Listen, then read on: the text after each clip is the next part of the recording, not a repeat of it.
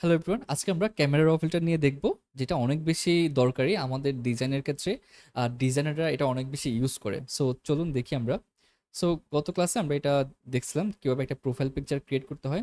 So এই profile পিকচারের overall যে লেয়ার, সবগুলো লেয়ারকে আমি একসাথে নিয়ে আসি, control shift alt E press করে control shift shift alt E একসাথে প্রেস করবো, ঠিক আছে? দেন আমি এটাকে স্মার্ট অবজেক্ট করলাম। ওকে, স্মার্ট অবজেক্ট করার পরে আমি এখান থেকে ফিল্টারে যাব, ফিল্টার থেকে ক্যামেরা র ফিল্টার। ওকে, সো এখানে ওভারঅল এরকম একটা ইন্টারফেস থাকবে, লাইট থাকবে, কালার থাকবে, ইফেক্ট থাকবে, কার্ভ থাকবে, অনেক কিছু থাকবে। সো এখানে সবগুলো যে আপনার ইউজ করতেই হবে এমন কোনো বিষয় নেই। আমি মোস্টলি যে বিষয়গুলো আমি ইউজ করি সেগুলো আপনাকে দেখাবো।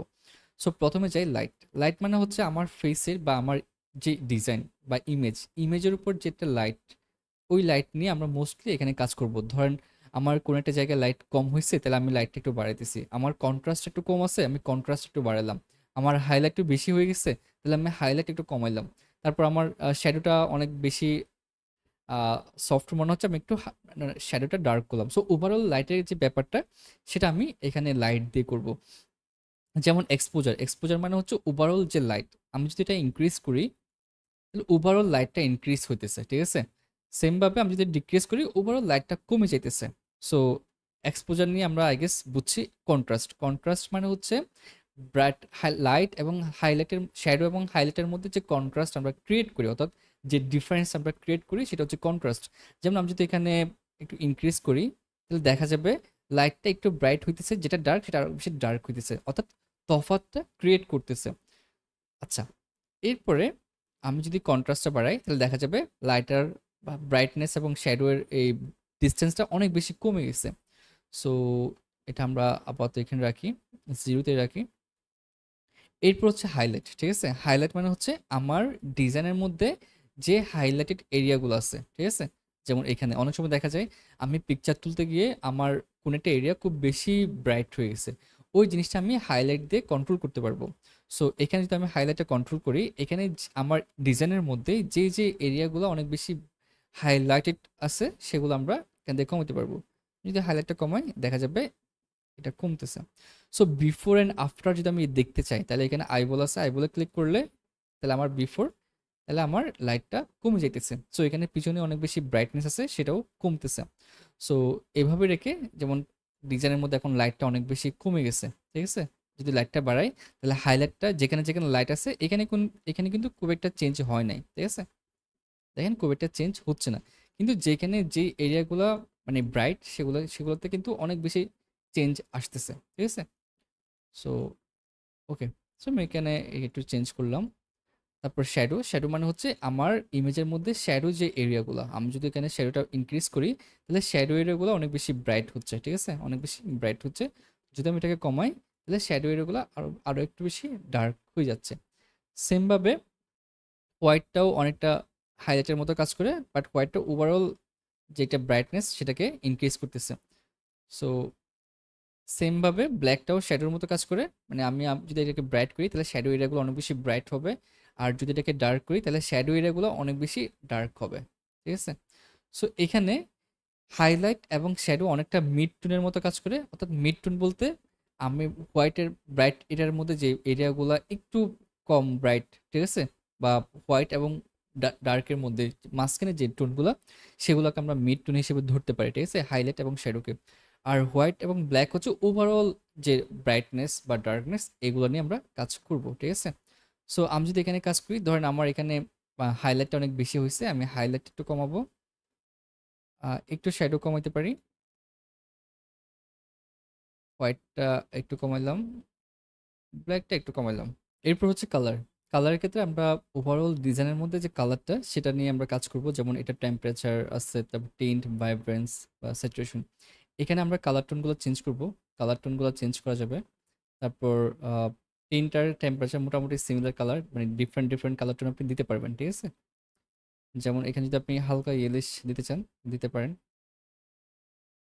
তারপর সিমিলার ভাবে এখান থেকে একটু কালার, ম্যাজেন্টা টাইপস একটা কালার দিতে পারেন, ঠিক আছে? সো ডিফারেন্সটা আশা করি বুঝতে পারছেন। সো এরপরে ভাইব্রেন্স আর স্যাচুরেশন হচ্ছে আপনার কালারের ইন্টেন্সিটিটা ইনক্রিজ করতে পারবেন। যেমন ভাইব্রেন্সটা আমি কমাই দিই, দেখা যাবে কালারের যে ইন্টেন্সিটি এটা অনেকটা কমে গেছে, বাট স্টিল সেটা কালারফুল দেখা যাইতেছে। আর স্যাচুরেশন মানে হচ্ছে ওভারঅল যে লাইট বা কালারটা সেটা একদম কমিয়ে ফেলবো। আমি যদি একদম কমিয়ে দিই তাহলে ওভারঅল ফুল লাইটটা, যে এখানে কোনো ধরনের কালার কিন্তু এখানে আর এক্সিস্ট করতেছে না। সো এখান থেকে আমরা এই দুটো নিয়ে আমরা কালারের মানে ইন্টেন্সিটিটা কন্ট্রোল করতে পারবো, আর এখান থেকে আমরা কালারের টোনটা চেঞ্জ করতে পারবো। ওকে, এরপর আসে হচ্ছে ইফেক্ট। ইফেক্ট মানে হচ্ছে আমার আমার ইমেজের যে একটা টোন বা একটা টেক্সচার, এগুলো নিয়ে আমরা কাজ করবো। যেমন আমি যদি এখানে টেক্সচারটা ইনক্রিজ করে দিই তাহলে দেখা যেতেছে আমার এখানের ফেসের মধ্যে যে একটা টেক্সচার সেটা অনেক বেশি লাইক ক্রিস্পি টাইপসের হয়ে গেছে। সো সেমভাবে আমরা যদি ক্ল্যারিটি যদি দেই ইনক্রিজ করি তাহলে অনেকটা এইচডিআর মোড চলে আসছে, ঠিক আছে, এইচডিআর ভাইবটা চলে আসছে। সো টেক্সচার যদি আমি কমিয়ে দিই তাহলে দেখা যেতেছে আমার এখানে টেক্সচারগুলো অনেক বেশি স্মুথ হয়ে গেছে। সেমভাবে যদি ক্ল্যারিটি কমাই দিই তাহলে এখানে মানে ফেসের মধ্যে কোনো ধরনের বা কোনো টেক্সচার এক্সিস্ট করতেছে না, ঠিক আছে, একদম ব্ল্যান্ড হয়ে গেছে। সো এগুলা আপনি চাইলে আপনার ইমেজে হালকা পাতলা চেঞ্জ করতে পারেন, বেশি দিলে অনেক বেশি হয়ে যায়, এটা অনেকটা মানে ডিজাইনকে নষ্ট করে ফেলে। সো এরপর ডিহেজটা আপনি হালকা ইনক্রিজ করতে পারেন, এটা সিমিলার কাইন্ড অফ, এগুলো এই দুটার কম্বিনেশনে বলা যায়। সো আমি যদি এটাকে অন অফ করি, যদি একদম কমিয়ে দিই তাহলে দেখা যেতেছে এটা অনেক বেশি স্মুথ বা একটা লো কন্ট্রাস্ট একটা ভাইব চলে আসছে। সো এটা খুব একটা মানে ইউজ করা হয় না, ইউজ করলেও খুব সামান্য পরিমাণে ভ্যালু আপনি অ্যাড করতে পারেন, ঠিক আছে। আচ্ছা, এরপর আহ, এরপর ভিনেট হচ্ছে এইজের মধ্যে একটা কন্ট্রাস্ট, এইজের মধ্যে একটা লাইট দেয়। যদি আমি এটাকে আহ, বাড়াই তাহলে চারপাশ থেকে একটা হোয়াইট লাইট আসতেছে। যদি আমি এটাকে কমাই তাহলে এইজগুলো অনেক বেশি ডার্ক হয়ে যাচ্ছে। সো এখানে কতটুকু ডার্ক হবে না হবে আপনি আবার মিড টোন দিয়ে কাজ করতে পারেন, মানে মিড টোন যেগুলো আছে বা মিড এরিয়া যেটা আছে এখান থেকে আপনি লাইটটা কমাইতে পারেন, রাউন্ডনেসটা কমাইতে বাড়াইতে পারেন। যেমন এটা ফুল রাউন্ড হয়ে আসছিল, আপনি যদি চান রাউন্ড হবে না, জাস্ট এইজগুলোতে থাকবে, মানে রাউন্ডনেসটা কম থাকবে, সেক্ষেত্রে আপনি এটা অ্যাড করতে পারেন। সো ফিদার মানে হচ্ছে আপনি এই যে আহ, এখান থেকে ডার্ক হয়ে আসতেছে এটাকে আপনি আরো বেশি স্মুথ করতে পারেন। সো এখানে খুব বেশি শার্প হয়ে গেছে, আমি যদি এটাকে যত বেশি ইনক্রিজ করব এখানে মানে স্মুথনেসটা অনেক বেশি হবে। সেমভাবে লাইট হাইলাইটটা হালকা আপনি কাজ করতে পারেন। সো এটা খুব বেশি দরকার নেই, আপনি এটা দিয়ে মোস্টলি কাজ করে ফেলতে পারবেন। এরপর হচ্ছে গ্রেন। গ্রেন মানে হচ্ছে আমার ইমেজের মধ্যে একটা লাইক নয়েজ অ্যাড করা। আমি যদি এখানে দেখাই জুম করে গ্রেন অ্যাড করি তাহলে এখানে একটা নয়েজ ক্রিয়েট হচ্ছে। সো এই নয়েজটা আপনি গ্রেন দিয়ে দিতে পারেন। ওকে, সো আমি এখানে এটা কমিয়ে দিই, এটাকে হালকা একটা হালকা করে একটু এটার ভ্যালুটা কমাইলাম, ঠিক আছে। এরপর হচ্ছে কার্ভ। কার্ভ মানে হচ্ছে আপনার অনেকটা লাইটের মতো, লাইটটাকে আপনি অ্যাডজাস্ট করতে পারেন, একটু ব্রাইটনেস দিতে পারেন, তারপর এটাকে হালকা একটু কন্ট্রাস্ট অ্যাড করতে পারেন। এরপর এখানে স্পেসিফিক লাইট আছে, যেমন আমি যদি রেডে যাই তাহলে রেড টোনটা একটু বাড়বে, যদি রেড একটু কমিয়ে দিই তাহলে এখানে এই টোনটা আসবে। সো এখানে ডিফারেন্ট ডিফারেন্ট কালার টোন আছে। সো এগুলো খুব অ্যাডভান্স লেভেলে গেলে আপনি এটা নিয়ে হয়তো বা কাজ করতে পারেন, বাট ইনিশিয়ালি খুব একটা কাজ এখানে করার দরকার নেই, বাট আপনি চাইলে করতে পারেন। এই তো, সো এটা দরকার নেই আমাদের। ওকে, তারপর হচ্ছে কালার মিক্সার। কালার মিক্সারের মধ্যে আপনি কোনো একটা স্পেসিফিক কালার নিয়ে কাজ করতে পারবেন। যেমন হিউতে যদি চাই রেড টোনটা আপনি একটু ইনক্রিজ করতে পারেন বা কমাইতে পারেন। আমি এখানে যদি রেড টোনটা দেখি তাহলে রেড টোনটা কালারটা চেঞ্জ হচ্ছে, যেখানে যেখানে রেড কালার আছে সেই কালার ওই রেড এরিয়ার মধ্যে এই জিনিসটা হচ্ছে। অরেঞ্জ মানে হচ্ছে অরেঞ্জ যে কালার টোন আছে আমার ইমেজের মধ্যে ওই টোনটা নিয়ে কাজ করতেছে, ঠিক আছে। সো ওই টোনটা আপনি চেঞ্জ করতেছে, ইয়েলো ইয়েলো এর দিকে নিয়ে যাচ্ছে। সেমভাবে অরেঞ্জটা মানে ইয়েলো ইয়েলো কালার হচ্ছে, আমি যদি এটাকে ইনক্রিজ করি তাহলে ইয়েলোটা একটু রেডিশ হয়ে যাচ্ছে, এটা একটা সুন্দর একটা কালার টোন আসছে।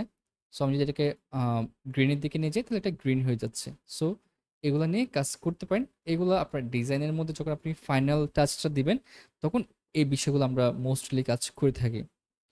সো সেমভাবে এই কালারগুলো আমি আর কোনো কালারটা যাচ্ছি না, কালারগুলো জাস্ট যে এক্সিস্টিং যে কালারগুলো আছে ওগুলো নিয়ে কাজ করতে পারবেন। এরপর স্যাচুরেশন মানে হচ্ছে একটু আগে বললাম, স্যাচুরেশন হচ্ছে আপনার কালারটাকে ইন্টেন্সিটিটাকে কন্ট্রোল করা। আমি যদি রেডটা বাড়িয়ে দিই তাহলে এখানে রেড যে এরিয়াগুলো আছে সেগুলো অনেক বেশি রেডিশ হয়ে যাচ্ছে, যদি রেডটা কমাই দিই তাহলে রেড যে টোনগুলো আছে শুধুমাত্র ওই টোনগুলো একদম কালারলেস হয়ে যাচ্ছে। সেম ভাবে বাকি যে কালারগুলো আছে সেই কালারগুলো কি আহ, যদি আমি কমাইতে চাই তাহলে আমি স্যাচুরেশনটা ইউজ করব।